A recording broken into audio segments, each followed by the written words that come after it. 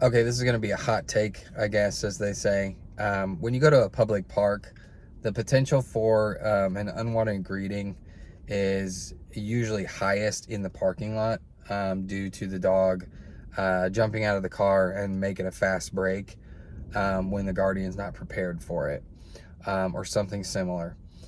Yes, you have people that are allowing their dogs to get within your dog's bite zone, like on the trail and, wherever those areas are. But the parking lot is really, um, it has really high potential for these kind of interactions.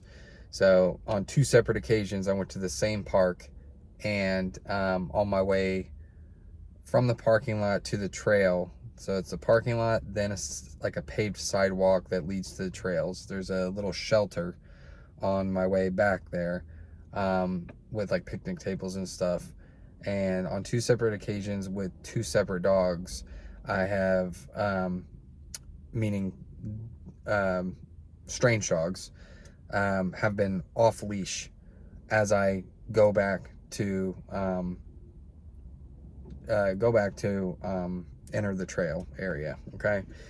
And so that's super irresponsible. It's against the leash ordinance in the municipality here. But if you think you're going to have issues in this regard, if you can if you can leave your car unlocked, and you don't have valuables in your car, you don't have anything worth taking, which, keep in mind, there are some places where they'll break into your car just to take the loose change out of it. So you got to use your best judgment there. Someone can theoretically like hotwire your vehicle, I guess, but um,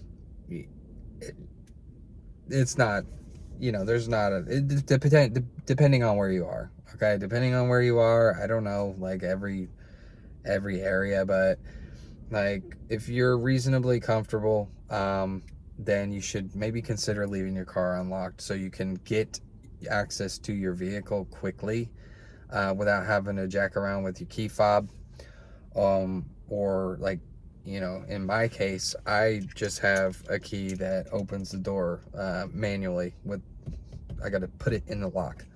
A lot of people that have, fancier, nicer, newer cars than me, they can just, hit their key fob and unlock it. But whatever the case may be, consider if this is something that you're going to be comfortable with or not. Maybe not, and that's fine. Just move on from this advice. Take what you need and leave the rest. But I'm fine.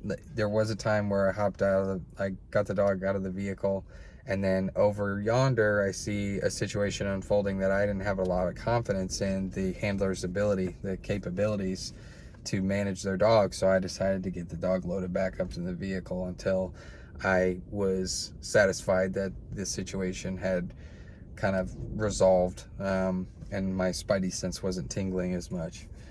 And then another thing that I've talked about before is teaching your dog how to jump up on things, teaching them how to jump up on higher, like elevated surfaces, can help you if a loose dog is pursuing your dog and you're not like prepared to permit a greeting. You don't know how your dog's going to react to that. You're not confident your dog's going to react well to that. Teaching your dog to jump up on elevated surfaces like stumps and tables and low hanging, like, big branches and stuff like that, or limbs rather. um, that's that's worth, like rocks, boulders, whatever, like whatever's available in your environment, that's worth conditioning your dog to do, working on their limb awareness and the confidence to do that, because sometimes it can get them up off the ground enough where they're at less risk, for to harm from other dogs that have no business being off leash, which is a lot of them.